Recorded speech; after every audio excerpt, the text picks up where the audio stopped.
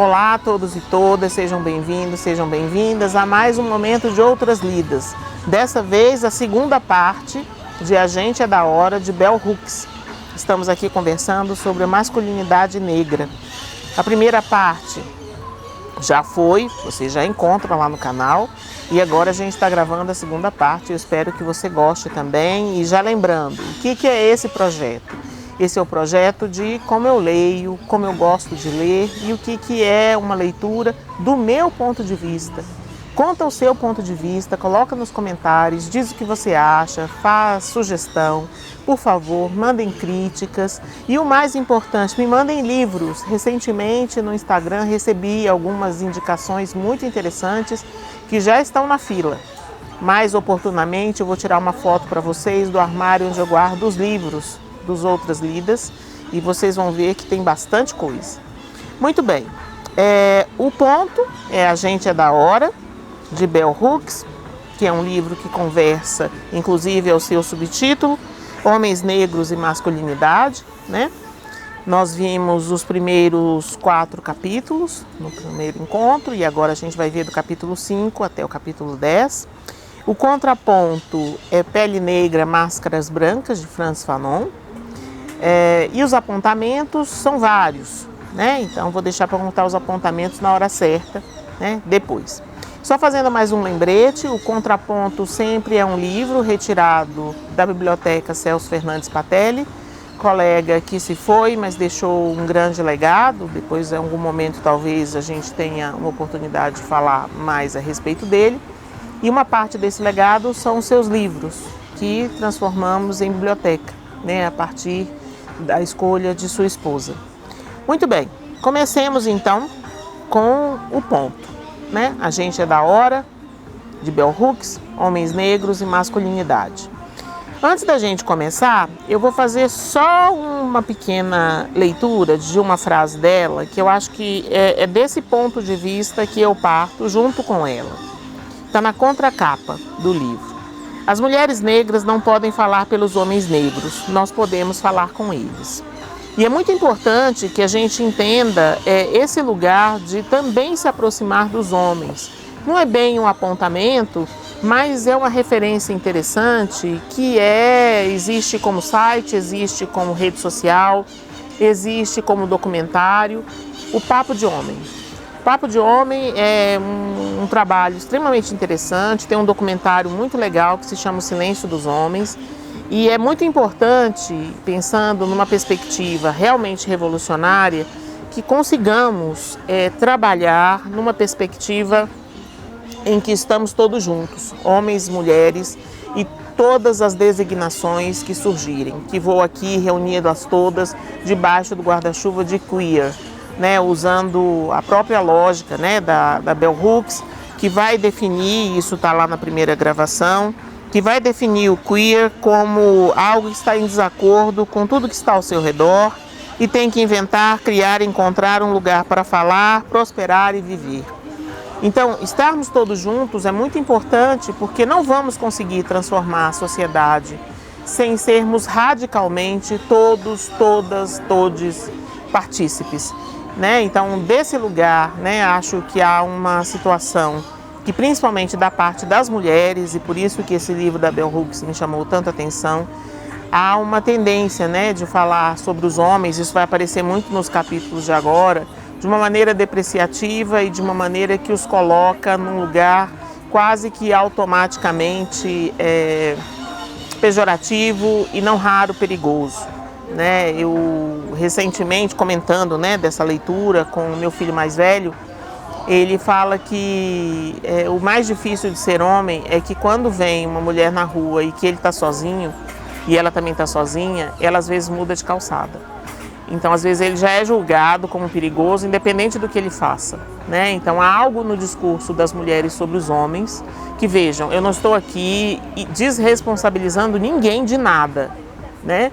Mas há algo a ser pensado, porque assim como existem muitos homens perigosos, existem muitos homens válidos e que agem numa perspectiva solidária.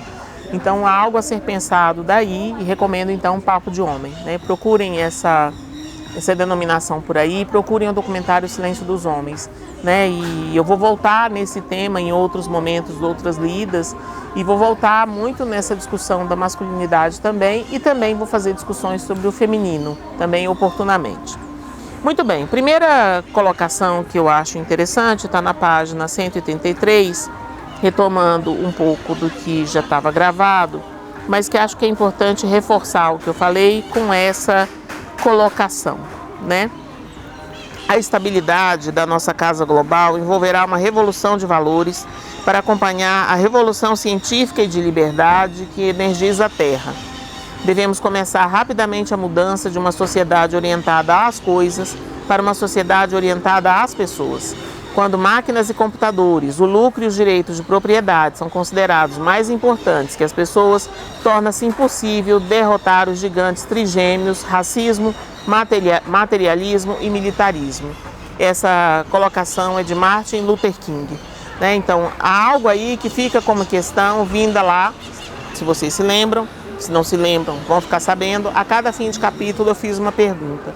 A pergunta do capítulo 4 para o capítulo 5 era como educar em massa para uma ética crítica em nome da ética do amor. Essa é uma das colocações mais importantes como eixo do livro da Bell Hooks.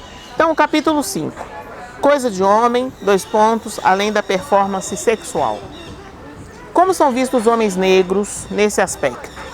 Comportamento disfuncional, violento com mulheres negras, né? E violentos em várias outras situações. Lembre-se, estamos falando de uma autora norte-americana em que as questões raciais são mais bem delimitadas, no sentido de preto é preto, branco é branco.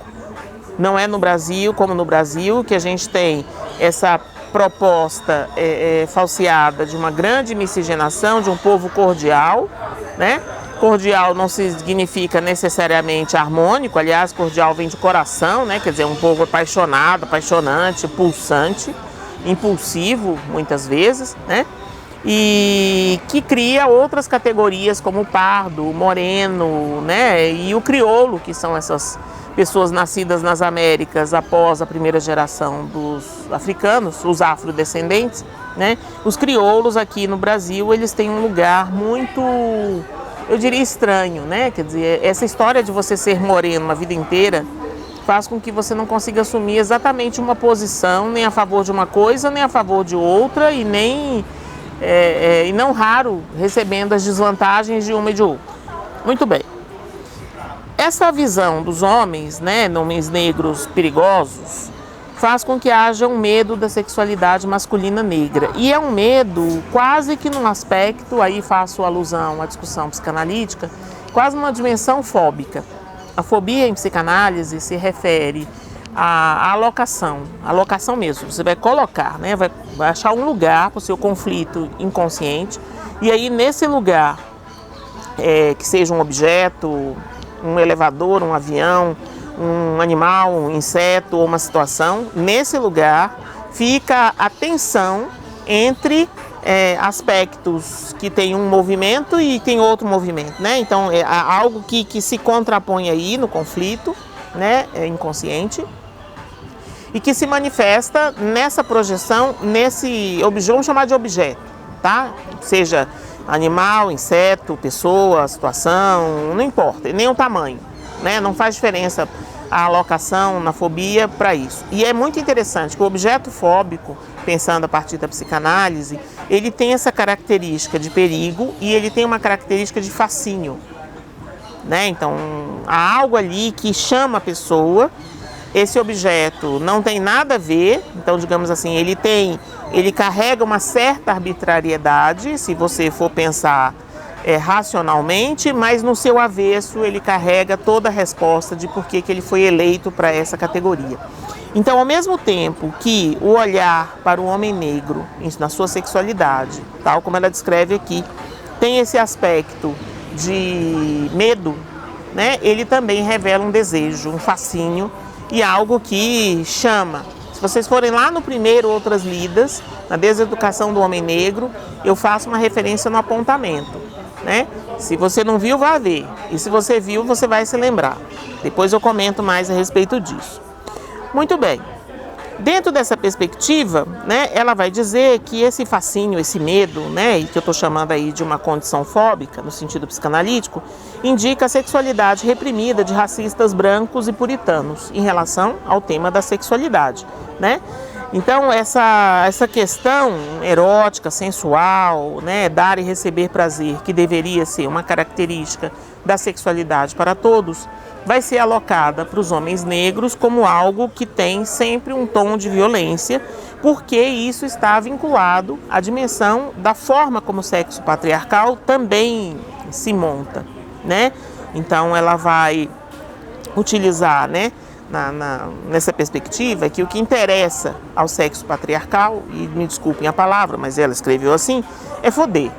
Esse é o interesse, né? Ou seja, vem a espoliação, a exploração, a humilhação, vem sempre marcados por isso e vão ser então alocados no homem negro, né? Então a educação sexual de um menino estadunidense normal implica em foder mulheres, foder alguém e estar sempre por cima, sempre ganhando, sempre sendo aquele que vai conseguir mais que os outros, né? Então ela diz: os homens devem foder o máximo de mulheres quantas vezes puderem, enquanto conseguirem se dar bem. Ou foder muitas mulheres até cansar disso, e então encontrar uma para se casar e só foder com ela, né? Então assim, ela anuncia, né, em dado momento, que a sociedade norte-americana é bastante violenta, e isso vem marcado também nesse lugar do homem que se inscreve virilmente a partir dessa perspectiva. Então, o negro, ele vem no avesso dessa repressão sexual, né? Então, assim, só é possível esse tipo de concepção a partir de uma lógica puritana, e no avesso disso aparece a luxúria masculina, negra, né? Exatamente como resposta a essa repressão sexual, né? Bom, essa visão vai impactar também os grupos gays. Então, quando a gente pensa os homens negros, homossexuais, isso também vai aparecer lá, uma mesma sexualidade patriarcal de opressão, de submissão e de dominação. Então, o imaginário social mistura nos homens negros esse lado fascinante, o tamanho do pênis, né, a virilidade, a força, mas ao mesmo tempo algo místico, né? E ela vai começar a dizer que o processo de criação do menino negro estadunidense passa invariavelmente por situações invariavelmente como comum, mas não necessariamente todos, né? Todos é complicado, mas ela vai afirmar que há uma tendência de abuso sexual na experiência de meninos negros, tanto por mulheres quanto por homens. Ela faz menção a um filme que eu não sei se vocês conhecem, chama Voltando a Viver. É um filme muito interessante que apresenta a violência das mulheres mais velhas contra meninos negros vulneráveis, tá? Essa sexualidade racializada, né, por baixo da sexualidade dos homens e mulheres negras, vai demarcar uma montagem corporal para um homem negro que vem sempre situada, né, vamos dizer assim, vou inventar aqui um neologismo, penicamente, né? Então tem algo dessa perspectiva que vem sempre nessa perspectiva do que ele vai fazer em termos sexuais, a ponto de poder-se dizer que há uma canibalização contemporânea dos corpos masculinos negros socializados. E isso vai gerar, claro, uma série de perdas da própria subjetivação do negro, né? Na própria subjetivação dele enquanto pessoa, que vai perder a vida, né? Ele vai ficar nesse lugar de violência que causa, óbvio, né? Situações de abuso emocional, de abuso físico, de vergonha do próprio corpo e outros tantos. Então, ela menciona, né, que a partir dessa lógica, os homens negros perdem terreno em todas as frentes e, em muitos casos, perdem a vida. Em vez de criar uma política de resistência, muitos homens negros estão simplesmente aquecendo e assumindo o papel de menestrel sexual. E ela vai fazer uma série de apresentações, de músicas, de atores e de representatividades que vão estar debaixo de algo que ela chama de signifying. Signifying diz respeito a práticas de deslizamento semântico e argumentação indireta com efeito retórico. parte do princípio de que os interlocutores compartilham um conhecimento comum acerca daquilo a que a linguagem figurada em uso se refere. Então, na verdade, esse abuso emocional aos homens negros vai incluir a ridicularização de todas as emoções, xingamentos e rótulos, julgamentos e ensinamentos sádicos. E isso se torna uma prática regular no cotidiano dos homens negros, né? Então, nessa referência, né, a essa situação toda, a primeira solução, digamos assim, né, é começar a pôr nome nas coisas. Então, é muito importante que a gente tenha o nome do problema, né, para que a gente possa exercer uma agência sexual saudável. Para que o homem negro possa ser dono da sua sexualidade de um lugar não violento, não humilhado, não misógino, né? Porque uma das formas também de reproduzir isso é na boca dos homens negros sempre desfalar das mulheres como putas e vadias, né? Então há algo aí a ser pensado que, nomeado, implica a constituição de uma individualidade libertadora, né? Então ela menciona aqui, né, quando o desejo sexual é libertado do desespero, né, da urgência, da solidão e do medo, então o sexo pode ser inspirado pela alegria, as relações sexuais podem ser saudáveis e completas. Isso não vai acontecer sem uma cultura de resistência. E essa cultura de resistência, no sentido de constituir uma sexualidade redentora, vai obrigar os homens, né, e aí leio aqui, né, conduzir isso de uma outra forma. Diz ela a partir de um autor ativista que se chama Cleo Manago. Às vezes, para sobreviver, tentamos tirar proveito de expectativas ou suposições de alta capacidade sexual, que é o avesso dessa coisa pênica, né? Por exemplo, mas no fim isso tudo parece artificial, dissociativo e desumanizador. Não ser visto e aceito plenamente pode ser muito doloroso. Onde está a vantagem disso? Acho que essa coisa de vantagem é uma suposição romântica bizarra feita por alguns brancos. Não há benefícios saudáveis em ser negro, sexo ou mais bonito em uma sociedade dirigida por brancos que se ressentem disso e se sentem desafiados por sua beleza, obcecados por controlá-lo ou dominá-lo em reação ao desconforto que sentem em sua presença. Esse é um lugar precário para se estar. Eu não concordo que os homens negros sejam mais corporificados que os homens brancos. E aí ele deixa aqui uma ponta, né, esse autor, para talvez discutir o lugar da masculinidade em geral, né? Não coloquei aqui nos apontamentos, mas eu depois mando essa referência, um livro de um autor brasileiro, Pedro Ambra, O que é o Homem, tá? Acho que vale a pena ler lá essa discussão também. Muito bem, a pergunta que eu deixo, né, para o capítulo 6 é como? Quem é o capítulo 6? De meninos raivosos a homens raivosos. Esse capítulo começa a dizer, né, que há várias mensagens contraditórias. Uma das mensagens é da socialização patriarcal, uma das mensagens é essa culpabilização, né? Então ele é assim porque ele que fez, e uma culpabilização sempre individualizante, né? Ele é assim porque ele é assim, porque tem negro que não é assim, né? Então ele é assim porque ele é assim e não tem nada a ver com ninguém. A socialização patriarcal, então, diz que se você não conseguiu um emprego, né, é problema seu. Você tem que conseguir um emprego, levar seu salário para casa, cuidar do bem-estar material de sua família. Lá no início do livro, ela comenta isso como patriarcado benevolente, né? Então, como os homens negros escravizados, né, os crioulos foram todos que nasceram nos Estados Unidos, nasceram no Brasil, depois de uma primeira camada que veio da África, a segunda camada, a segunda geração, já nascida aqui, foi educada na lógica patriarcal, né? Então o sonho, né, do negro alforriado ou já liberto é cumprir o lugar de um patriarca que seja benevolente, mas dentro da mesma lógica, né? E aí a gente já viu como isso tende ao fracasso inevitável, né? De outro lado, traz toda uma discussão de que você não vai conseguir. Por quê? Porque você já é preto. Então, é nesse sentido que é uma mensagem contraditória. Olha, você vai conseguir, você vai ganhar, você vai alcançar, mas ao mesmo tempo você não vai conseguir nada. Ontem, né, eu conversando com meu filho caçula, e que eu não lembrei de pegar, mas eu vou mandar nos apontamentos. Ele me mandou o poeta maldito, o poeta do fim do mundo. Eu vou achar a referência e vou mandar para vocês no apontamento. São poemas belíssimos de um homem negro, discutindo, por exemplo, tem vários homens negros e mulheres negras fazendo poesia, música, discussões, mas estão na periferia produzindo roupa, sapato, moda. Cadê essas pessoas? Por que essas pessoas não aparecem na mídia? Porque não é interessante.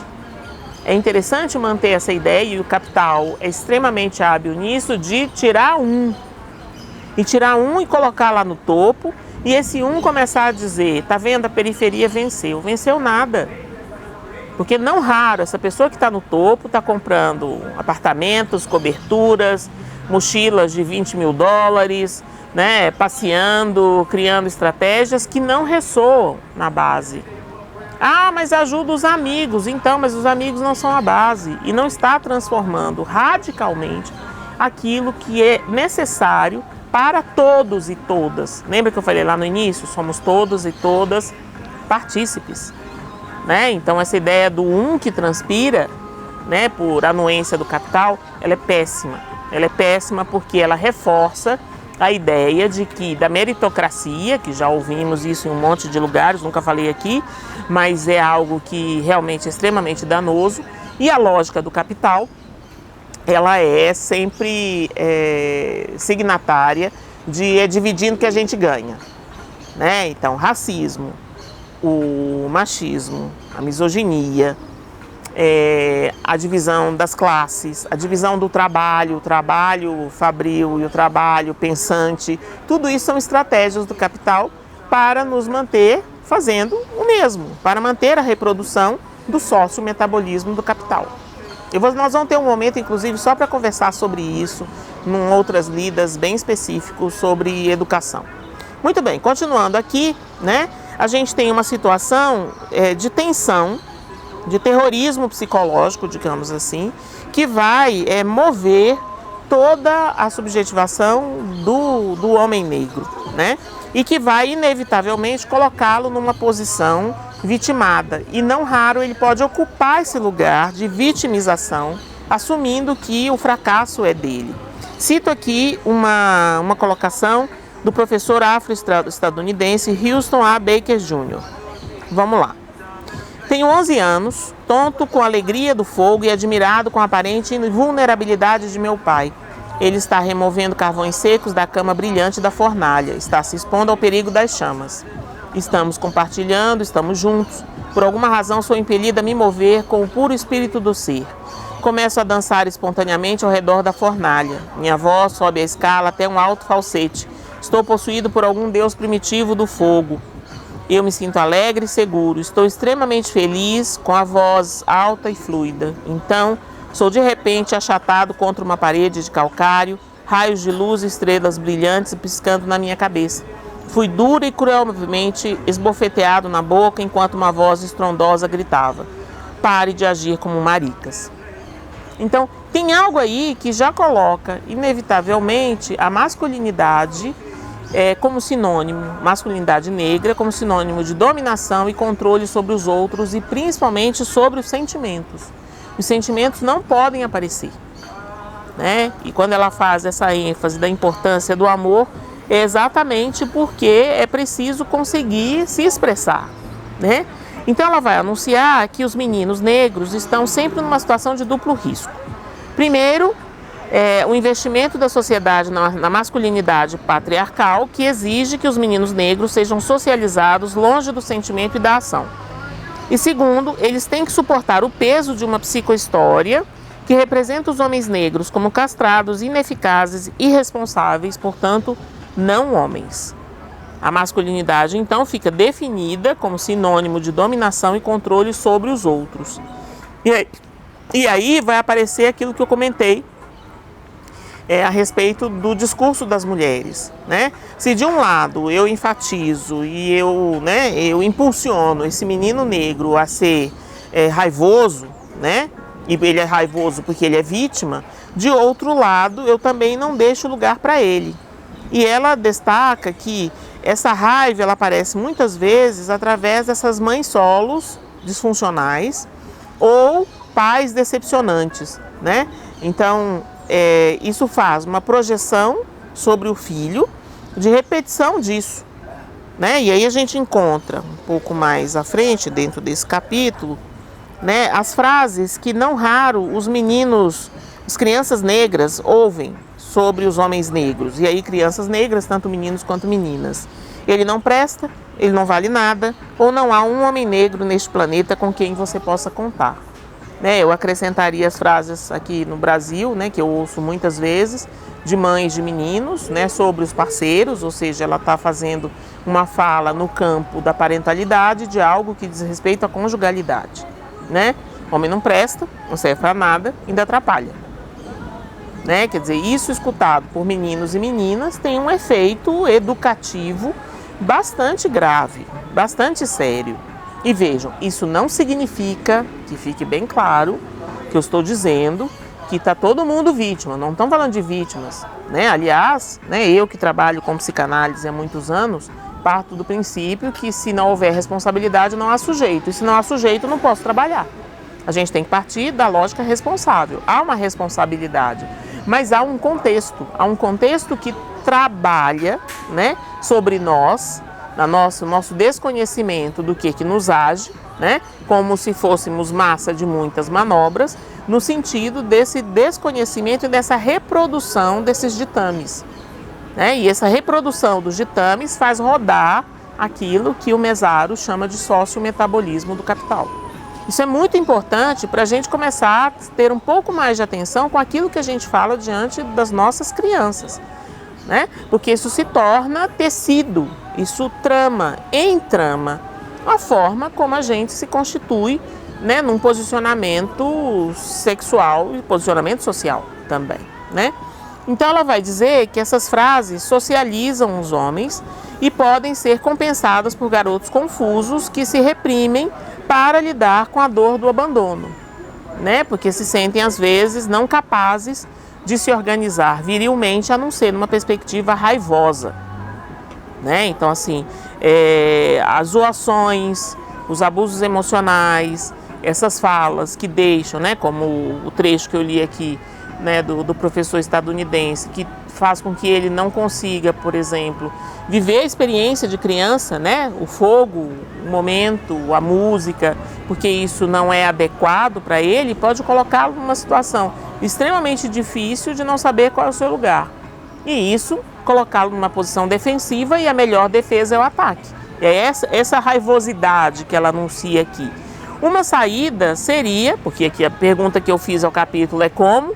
Primeiro, o esporte. O esporte pode ser um espaço de ação viril e que pode, no estar com os outros homens, em nome de alguma coisa, que é o esporte, que é a competição, que é o grupo, que é a equipe, solidarizar. Né? E a gente assiste isso cotidianamente. Né? A gente não precisa, nenhuma técnica tão surpreendente e distante do nosso cotidiano de observação. Essa constituição, né, para ela daria uma possibilidade de uma cura, né? E nesse processo de cura desse posicionamento, né, em direção ao amor, como ela fala, começa com uma resistência construtiva. E aí ela retoma um item do capítulo anterior, que é a nomeação. A resistência construtiva nomeia os problemas, afirma a maneira como as pessoas são vitimadas e feridas, mas mapeia as estratégias para a cura. Então não é só a gente se juntar, e vocês vão ver isso lá no Papo de Homem, não é só juntar homens para falar e falar assim, coitado de mim. Não é nada, aliás, não é nada disso. É justamente estarmos juntos para termos voz de fala das nossas questões, no caso os homens, e a partir daí construir saídas. E a construção das saídas, das estratégias, elas são singulares. Isso é muito importante também. Então, essa cura, ou esse processo de cura, vai exigir que os homens rompam a negação, sintam o que realmente sentem e digam a verdade, né? Então, só aí existe uma possibilidade de cura. Contar a verdade é, então, o caminho para a cura. A pergunta que eu faço para o capítulo 7 é: retomar a socialização de homens negros desde a base? E pergunto de novo, como? Capítulo 7. Esperando o papai voltar para casa. Parentalidade masculina negra.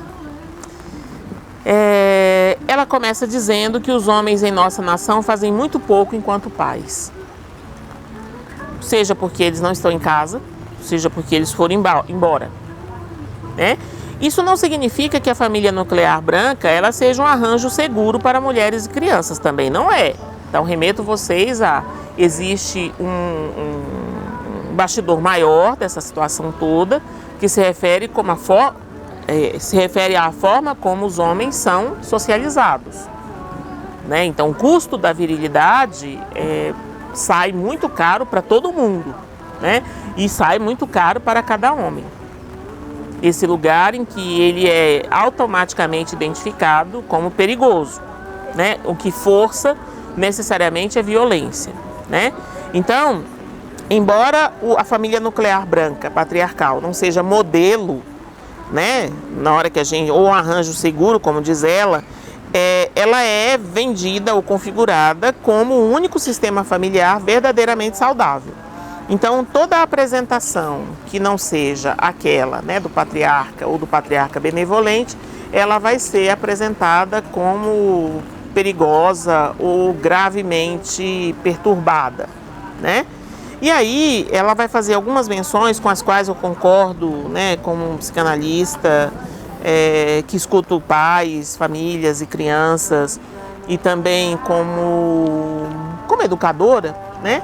Que é essa ideia que a gente tem que propalar bastante, vender bastante, de que crianças, meninos e meninas precisam de pais, precisam de cuidadores amorosos, né?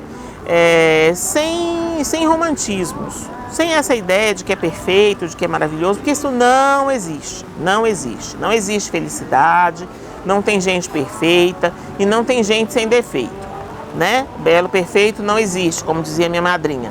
Então há, de alguma forma, uma certa fome de pai, né? Fome dessa pessoa que de outro lugar. O que é o pai, né? O que é alguém que exerce a função paterna? É aquele que dá outro significado ao bebê. É muito importante que haja um significado e que hajam outros, né? Então tem que ter um outro jeito de cuidar, né? Então o aspecto mais rico, né, desse todos e todas e todes é a diversidade, que possamos estar em lugares e que sejamos amados por todos, todas e todes, pelo que somos. E isso na infância é muito importante, né? Não necessariamente os lares biparentais, eles funcionam com pais presentes de uma maneira próxima, né? Vamos chamar equitativa, porque igual não existe, né? Mas equitativo. Na área, por exemplo, né, do meu trabalho psicanalítico com crianças, muitas vezes nas supervisões, né, me surpreende quando eu falo com as pessoas que eu estou supervisionando. E o pai? Ah, eu não conversei com o pai. Por que não? Ah, porque ele falou que não tinha horário, ou os pais são separados. Então, mas a criança convive com o pai? Ah, convive, então você tem que conversar com o pai. Aliás, você não deveria nem começar nenhum trabalho com a criança sem conhecer os pais, né? Ou sem conhecer todos que estão no contexto da criança. É o vô, é a avó, é a babá. Quem são as pessoas que fazem parte do processo de subjetivação dessa criança? Eles têm que ser ouvidos. Por quê? Porque eles têm muitas coisas a dizer sobre a criança e eles fazem parte desse entramamento, vamos dizer assim, que vai fazer a criança depois adulto. Então parece que nessa seara da educação tem uma guerra de gênero. Os casais disputam, né, a parentalidade, né, na parentalidade, aliás, as questões da conjugalidade, e isso desemboca na filiação, né? Então essa disputa aí, quem é mais, né, os ressentimentos conjugais, Então, as mães muitas vezes, e dá para ver isso de uma maneira muito intensa, né, nos casais heterossexuais, as mães ocupam um lugar também ressentido, né, em relação ao pai, que tem a ver com a conjugalidade, e isso desemboca na parentalidade e estoura nas crianças, né? Então, há algo a ser pensado desse ressentimento que, no caso dos garotos negros, é muito mais intenso. E aí ela faz algumas colocações aqui que eu gostaria de retomar mais proximamente. Muitas vezes, pais ausentes que encontram os filhos pela primeira vez se comportam como se eles é que fossem os filhos, como o pai que não consegue falar com o filho, que não consegue se identificar, ter seu próprio relacionamento. Uma explicação para abandono de filhos por pais negros é simplesmente que a falha em curar a criança interior ferida, em geral significa para o adulto, que nunca se recuperou da perda do abandono na própria infância, que a presença do filho ou da filha atua como um gatilho para a dor. Ao afastar-se da criança, ele foge do sofrimento e evita desenterrá-lo. Vejam, isso não significa que acontece com todos os pais que abandonaram, né? No sentido, né, os homens que abandonaram a sua prole, todos estão nessa categoria. Não. E aqui a gente está pensando, tentando compreender essa história da fome de pai. A ideia, de novo, não é desresponsabilizar ninguém, mas entender que isso tem um contexto a ser pensado para a gente ver como é que a gente vai nomear. Lembra que ela falou que precisa nomear? Eu preciso nomear o problema para saber como é que eu vou lidar com ele. Sem a nomeação, eu não sei o que ele é. Então, essa nomeação exige, de uma maneira radical, né, que esses pais encontrem nomes para os seus traumas da própria infância, porque a tendência à reprodução é sempre muito grande. Bom, como o programa é de verdade, começou a chover demais, né? Então a gente passou para o lado de dentro do café. Então vamos lá. Estávamos falando que quando os pais não resolvem o próprio trauma da infância, eles vão reviver isso nos próprios filhos, né? Então, repito de novo, vou colocar em letras garrafais. Isso não é passar pano para ninguém, mas entender o contexto em que cada um de nós é texto. Muito bem. Ela vai fazer uma menção interessante a respeito de um terapeuta que chama Terence Real, que diz que há 5 habilidades próprias que vão constituir a maturidade adulta.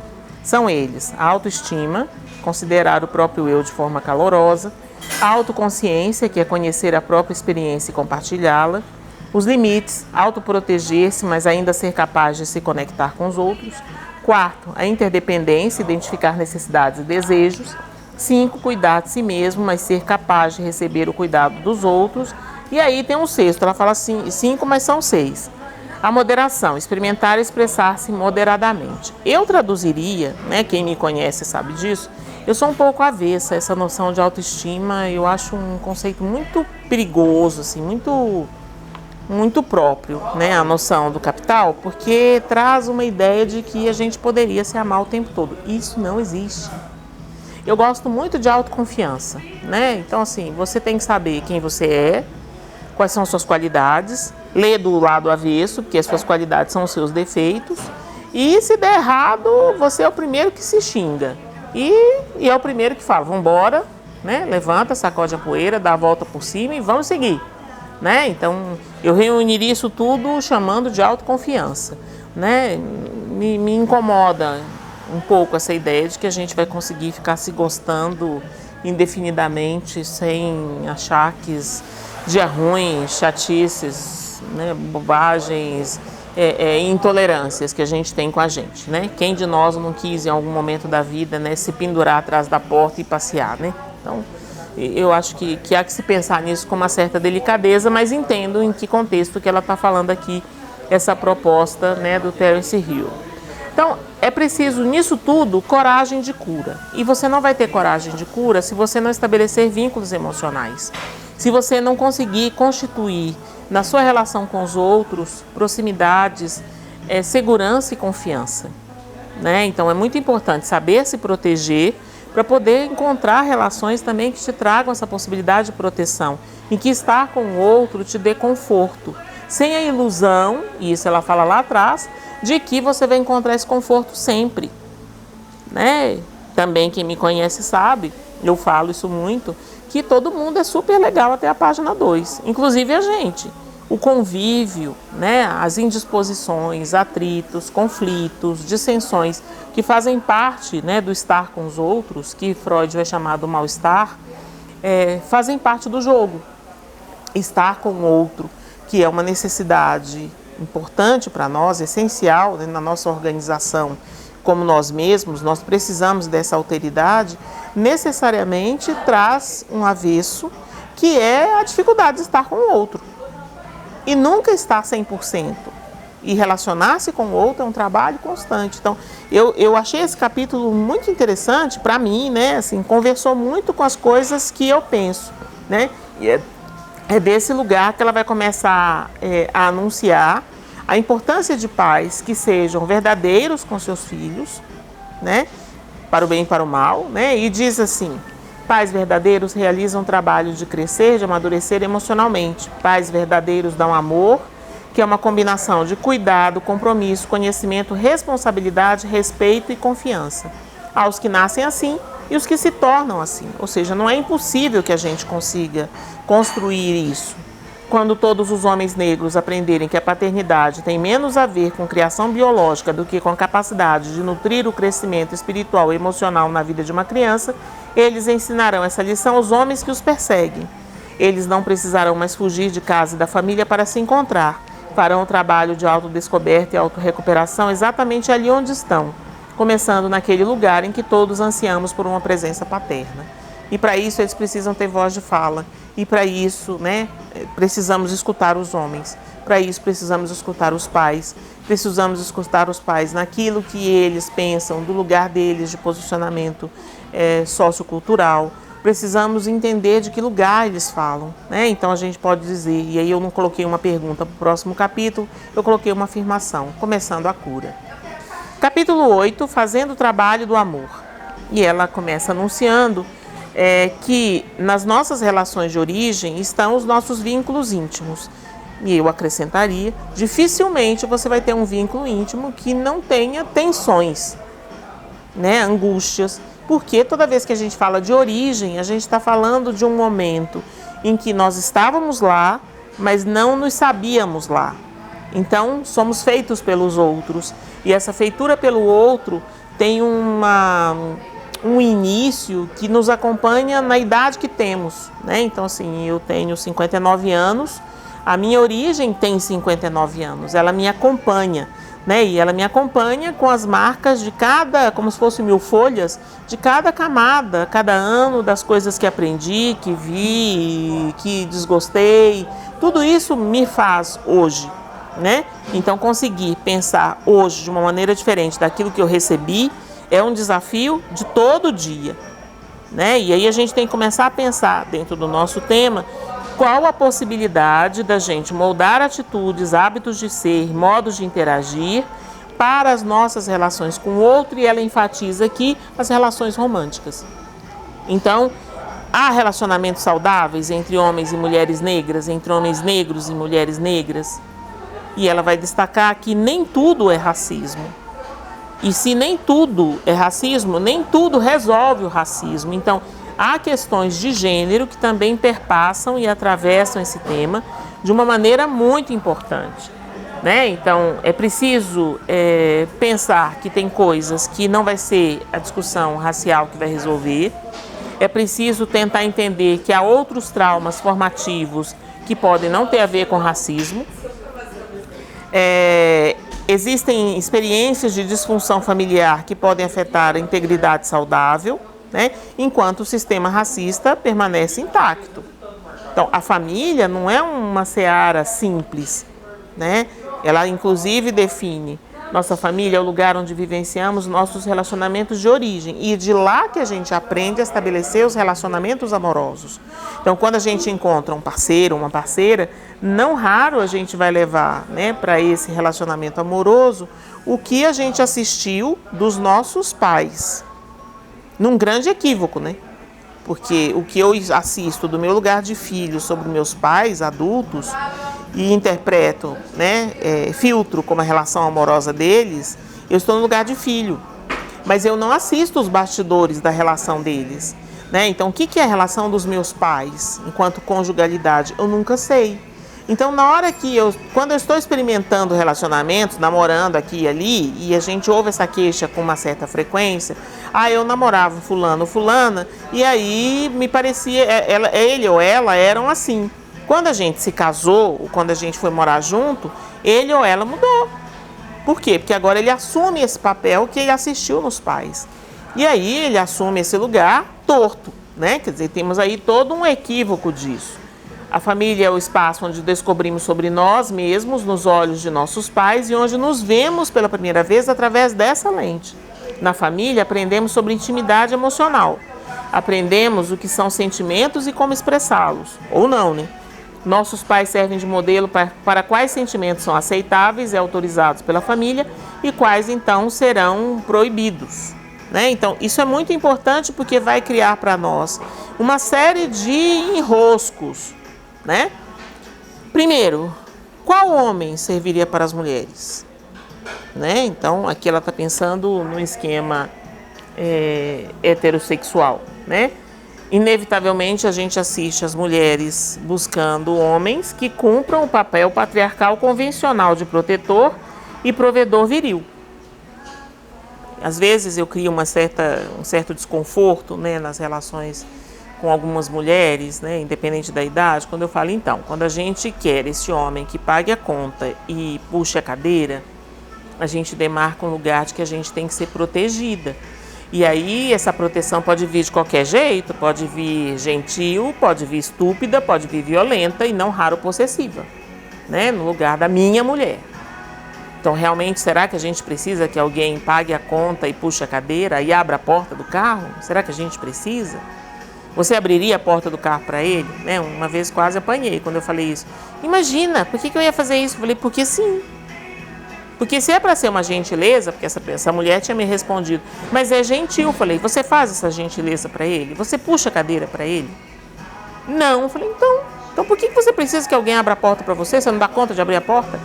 Então tem um viés assim muito torto, né? Ultimamente eu tenho achado muito legal essa palavrinha, sabe? Torto, torta, e eu tenho achado muito interessante, porque é uma coisa que desvia da rota que você diz que quer que seja, né?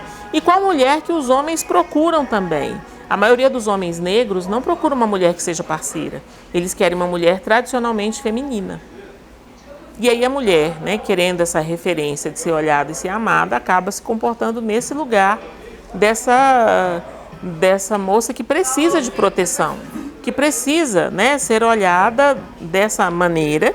E isso tem um custo muito alto, gente. Não tem um custo só alto só para o casal, tem um custo alto para todos nós, todos e todas nós, todas, todos e todos nós, né? Porque isso marca, inclusive, até, né, a forma como se configuram os papéis sociais para algumas categorias, né? Então, assim, a gente não raro observa, eu já observei isso, uma tendência, né, a fazer uma caracterização de homens e mulheres no estereótipo de pin-up, né, e o cafajeste.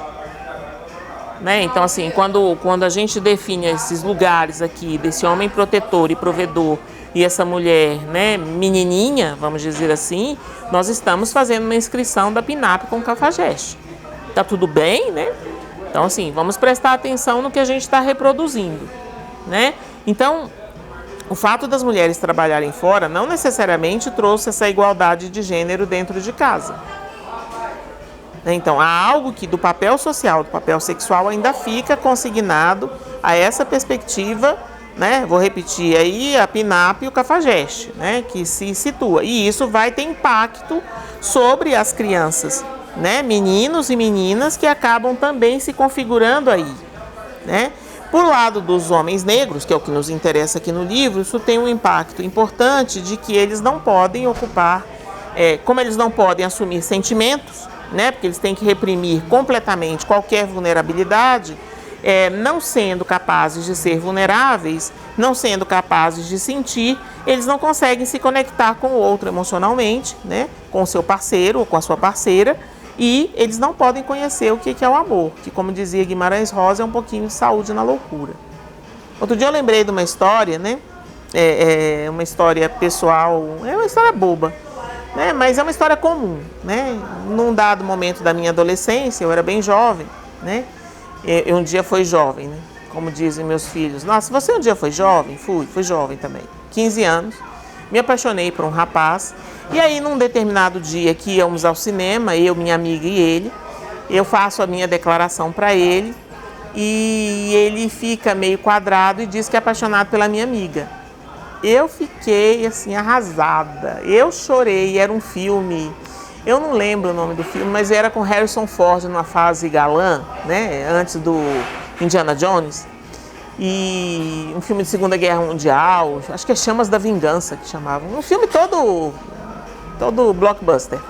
E aí eu chorei o filme inteirinho. Cheguei em casa, chorei.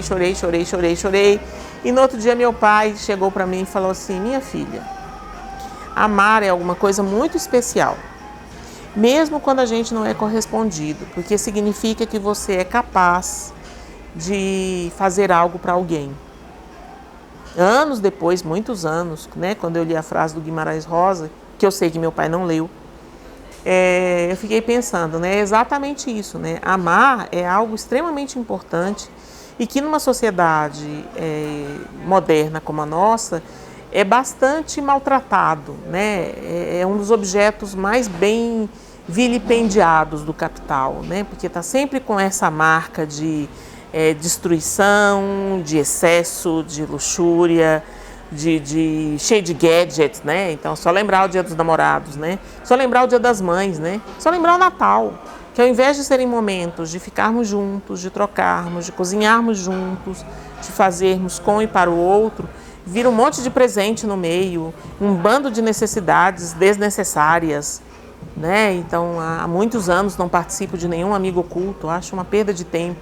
Uma época fiz amigo inculto e a gente tinha que dar presentes abjetos uns para os outros e foi muito divertido, né? Então, assim, há algo aí que a gente tem que começar a fazer resistência, né? E não, talvez não mesmo no mesmo sentido que ela, no sentido da gente criar possibilidades de cultivar as habilidades relacionais, principalmente na relação com os filhos homens, né? Quer dizer, pensar um lugar com os filhos homens em que o sacrifício não pode estar em pauta. Diz ela, em muitas famílias negras, a adoração da mãe pelos filhos do sexo masculino promove vínculos inadequados e abusos emocionais, sejam explícitos ou ocultos. Quando uma mãe sacrifica tudo pelo filho, ela geralmente envia a ele a mensagem de que ele lhe deve. Ela geralmente quer dizer a ele que ele nunca será capaz de lhe retribuir tamanha devoção. Como consequência, esse filho se sente inadequado ou sente que a mãe deve ser seu relacionamento íntimo, que é um erro. Ele pode sentir que está traindo a mãe caso deseje ter um relacionamento de outra natureza com outra pessoa, porque ele pertence a ela, porque afinal de contas ela fez tudo por ele, né? E isso é caro demais. E ela retoma as frases das mulheres negras sobre os homens, nesse ressentimento em relação às relações amorosas. Então, as mulheres trazem para as relações maternas, né, relações de parentalidade, os ressentimentos conjugais ou ressentimentos amorosos, né? Então, a gente vai encontrar mães solos disfuncionais, que eu tinha mencionado no início do capítulo, e mulheres casadas que foram ou são abusadas e têm intensa raiva dos homens que as abandonaram. Aí elas usam esses filhos do sexo masculino para satisfazer suas necessidades emocionais. Isso é abuso sexual emocional. Em alguns casos, a mãe pode exagerar o afeto pelo filho e, ao mesmo tempo, ser verbalmente abusiva. Todos os homens são malandros, os homens não prestam e os homens devem ter o pinto cortado.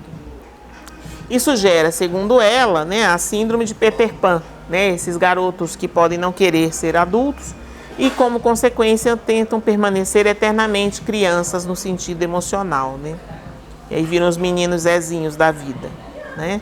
Então, há algo que é preciso entender, né, desse lugar que, não sendo nomeado, primeiro, não sendo problematizado, né? Porque nós estamos aqui falando de coisas que eu, por exemplo, assisto cotidianamente, não só na clínica, mas assisto isso nas relações de mulheres com seus filhos homens, negras ou não, o que é mais complicado ainda, né? Então tem algo aí que se reproduz no lugar do papel social, né, de homens e de mulheres, né? Há algo aí que favorece esse problema de autodesenvolvimento e que não permite que esses homens construam relações satisfatórias, relações verdadeiras, né? E acaba que a própria relação sexual, que faz parte aqui do tema, não aconteça de uma maneira também satisfatória, né? Então a gente vai encontrar homens mulherengos, homens que estão por aí, de novo, peço desculpas, fodendo sem parar, mas não estão satisfeitos, né? Não estão conseguindo realmente usufruir do encontro com o outro como uma possibilidade de crescimento, né? Então, vamos problematizar isso, vamos pôr nome nesse problema, vamos falar a verdade sempre, vamos escutar ativamente, para que haja uma recuperação relacional. Então eu diria, reafirmo para o capítulo 9, a mesma questão, curando, né? A mesma proposição. Capítulo 9, curando a ferida. E o capítulo começa dizendo que racismo e machismo não seriam problemas se a gente conseguisse enfatizar o nosso lugar de pessoas. E isso nos obriga a compreender, né, de uma determinada maneira, mas aí eu vou depois desmanchar, né? Ela vai fazer uma primeira pergunta, né, para as pessoas. Se estivessem prestes a morrer e pudessem escolher voltar à vida como um homem branco, uma mulher branca, uma mulher negra ou um homem negro, qual identidade você escolheria? E as respostas, independente dos grupos que ela montavam, era que sempre queriam votar como brancos. Depois, como negros ou de cor. Às vezes, mulheres e, às vezes, teve grupos que ficou dividido entre mulheres e homens. A maioria das pessoas escolheu, no entanto, voltar como um homem branco, por hierarquia de raça e gênero da nossa nação, no caso dos Estados Unidos. Mas as respostas seguiram a seguinte linha de ordem social, que repete a discussão da tal da pirâmide. Homem branco, mulher branca, homem negro, mulher negra. Aqui eu faço uma notinha de rodapé em relação à proposta de Henrique Restier, que vocês encontram lá no Instagram, em que não é bem assim, as mulheres estão na base, no sentido de as mulheres negras mais prejudicadas, mas os homens negros estariam mais prejudicados. Ele tem uma discussão super consistente sobre a questão da masculinidade negra e ele faz uma discussão bem específica sobre racismo misândrico. Recomendo a vocês, Henrique Restier. Muito bem. Ela fala disso, né, da questão dos homens negros que acabam estando em extinção, né, porque são os mais presos, os mais violados, os que vão levar o tiro primeiro, né, e isso a gente também assiste no Brasil de uma maneira bem intensa, né, mas ela demarca que quando há fama e fortuna, os homens negros tendem a se sair melhor do que as mulheres. Independente de tudo isso, o que ela mais chama atenção é que há uma desumanização generalizada do homem negro, que fica como animal, besta ou outro. É alguma coisa outra sobre a qual a gente não tem acesso e que faz a gente pensar o que faremos, né, em relação a esses meninos negros, como que eles vão conseguir se configurar pessoas. Antes de tudo, eles são pessoas. E ela convida os homens negros para aprender novas maneiras de pensar e novos hábitos de ser, né? Então, que seria trabalharmos juntos para que isso acontecesse? Vem aí, então, o capítulo 10, né? Da hora é ser real, diz ela. Deixa eu só abrir aqui o capítulo 10. Então, o capítulo 10 vai dizer que o homem negro, ele é o homem negro da hora, né? Ele deveria ter capacidade de suportar o calor do momento e permanecer centrado, né? Então, há algo aí a ser construído. Ela ressalta, além do esporte, a música, né? E vai falar de vários movimentos musicais, como o blues, o black power, hip hop, né? Como rap. Ela vai enfatizar também a importância de... Deixa eu só achar aqui o capítulo, o item 63, né? Ela vai enfatizar isso a partir de uma perspectiva bem pessoal e ela vai trazer a história dela e do irmão. Comecei este livro contando a minha história e do meu irmão. Fomos parceiros da infância até que a violência patriarcal nos separou, ferindo-nos em vez de nos conectar.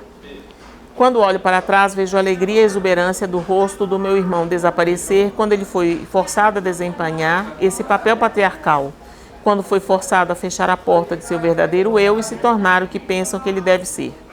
Tenho lembranças daqueles momentos em que olho para trás e me vejo expressando loucamente minha admiração e meu deslumbramento pela vida, sendo tão sentimental quanto possível, e vejo então uma grande inveja no rosto do meu irmão. Quando fui violentamente açoitada, vi o medo nos olhos dele. De certo, meu irmão deve ter sentido que se papai podia reunir tanta raiva contra uma garota que não cumpria seu papel, quanta raiva ele invocaria contra um garoto que falhava em ser o que um garoto deve ser. Até hoje, meu irmão continua em busca de realização, fazendo o trabalho de recuperação e esperando encontrar novamente o eu íntimo que foi forçado a abandonar há muito tempo. E aí, né, e volto lá no início da minha apresentação do livro, volto na dimensão da questão do documentário, né, e da proposta do Papo de Homem, em que homens podem conversar com homens, porque as mulheres podem conversar com as mulheres. Embora exista toda uma cultura que forma as mulheres umas contra as outras, né, porque o capital ganha dividindo, né, ainda assim há uma sororidade construída, né, há uma sororidade possível. Quando a gente vai para a questão dos homens, muito antes pelo contrário, é como se fosse um bando de Highlander, né, só pode restar um, e aí eles ficam sempre isolados desse contato de conversa, né? E são muito temerosos de como se expressar uns com os outros, e a gente encontra isso independente da orientação sexual.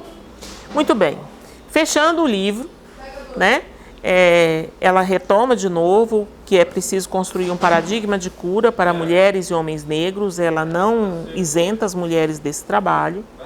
Ela enfatiza: eu não desisti dos homens negros.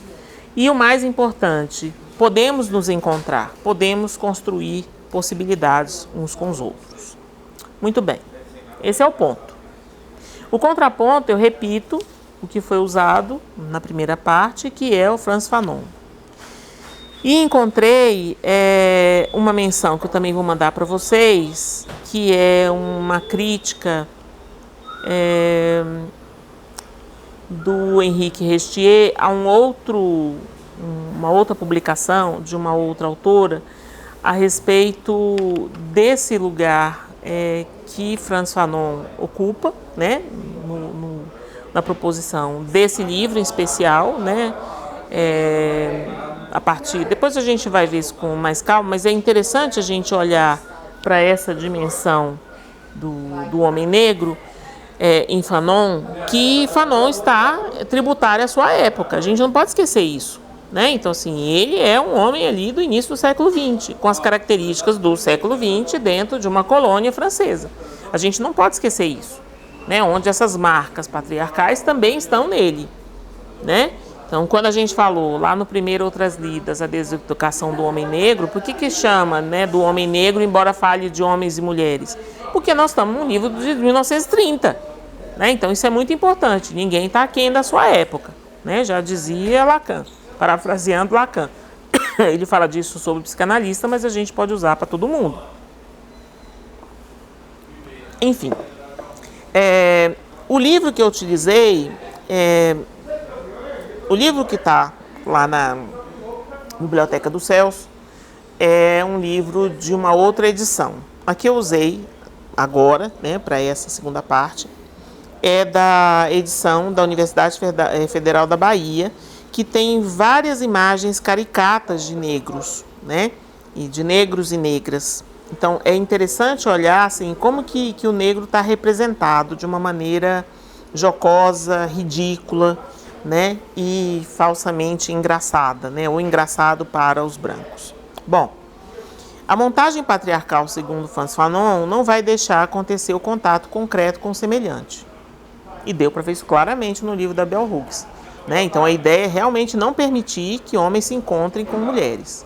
E ele vai fazer, num determinado capítulo, que é o capítulo O Homem de Cor e a Branca, ele vai fazer uma discussão de um texto de René Marin, que é martinicano, no livro Batuala, de 1947, a descrição da história de Jean Venuse, que é um personagem negro que vai casar com uma mulher branca, né? E ele vai dizer que aparecem então máscaras brancas sobre pele negra.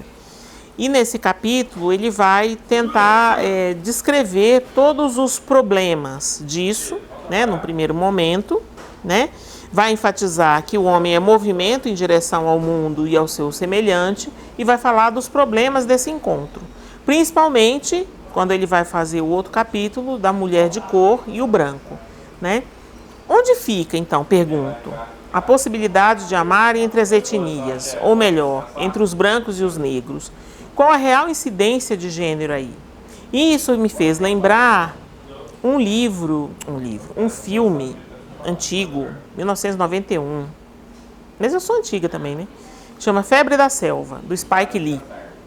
No filme, Wesley Snipes, que na época estava lá no auge, né, bonitão, e Annabelle Sciorra, que também era uma atriz muito bonita, vão encenar uma situação em que o arquiteto se apaixona pela sua secretária, arquiteto negro e a secretária branca.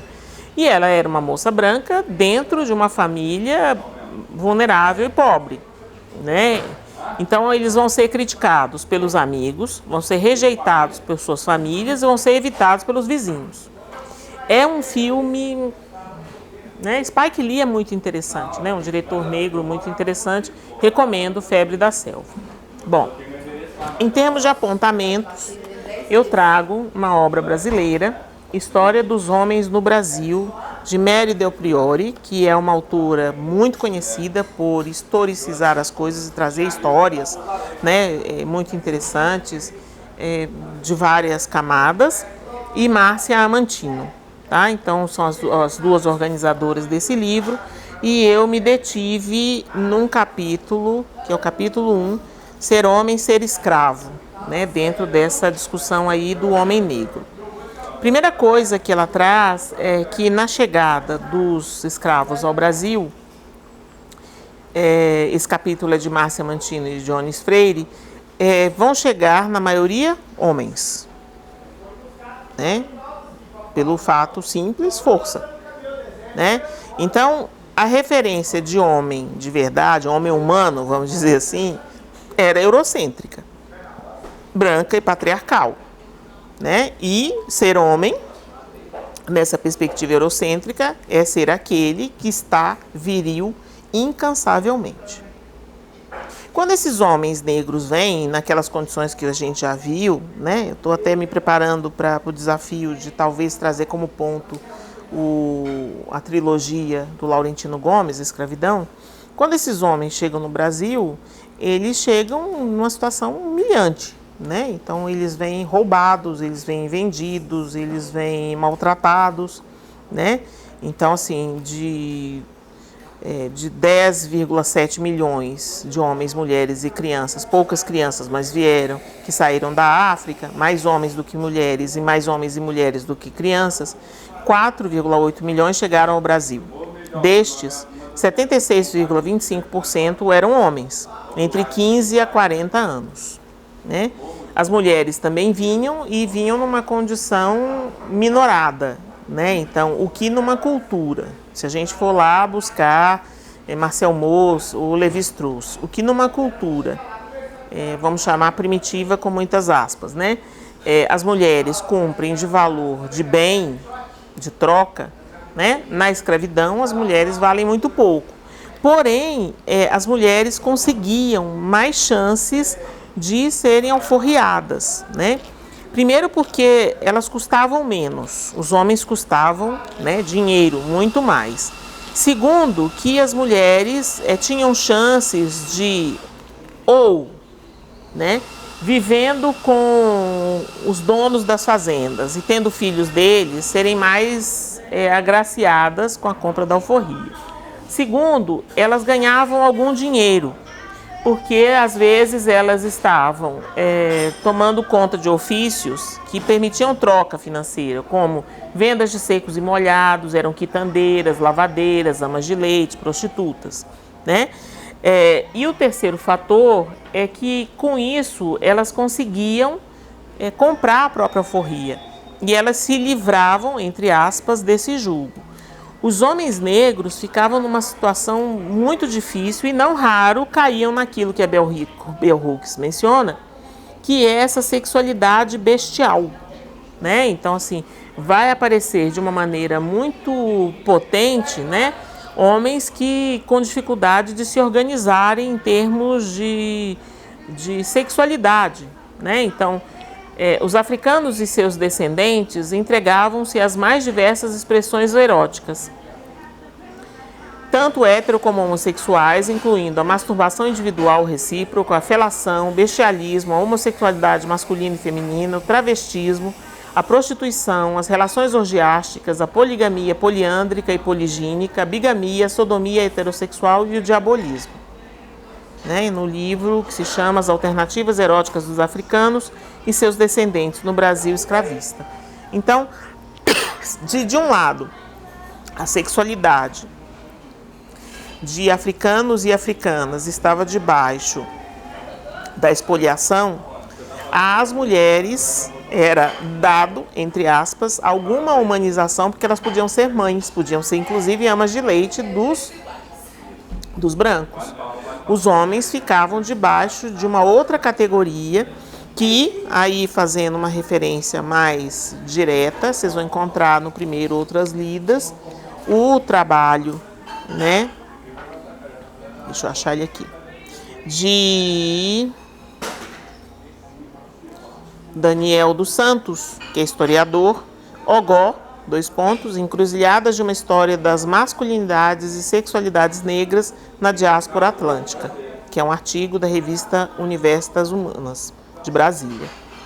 Muito bem, então, essa dimensão besta, né, bestial, ela vai contaminar a sociedade brasileira e a relação do brasileiro com homens e mulheres negras. A visão daquela mulher negra que é sambista, né, de bunda grande, sorridente, né, e sedutora, também isso vai aparecer de uma maneira muito potente. Teve uma situação que aconteceu bem no início da escravidão no Brasil, de uma certa tendência endogâmica, crioulos ficavam com crioulos e africanos recém-chegados só com africanos. E a gente vai ter, né, no fio condutor de tudo isso, trocas sociais marcadas pela violência.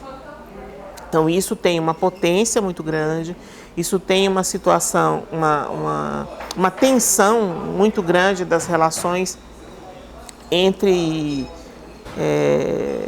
homens e mulheres negros, homens negros e mulheres negras, entre eles e a sociedade branca, né? E entre eles, aqui faço uma consideração minha, né, pessoal, entre eles e às vezes na forma de um lugar de capitão do mato, né?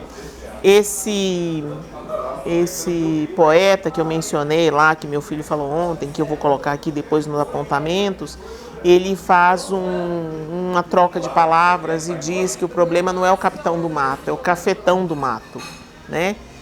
Que a gente talvez pudesse aqui fazer uma alusão àquilo que ela falou tanto da questão do poder, né?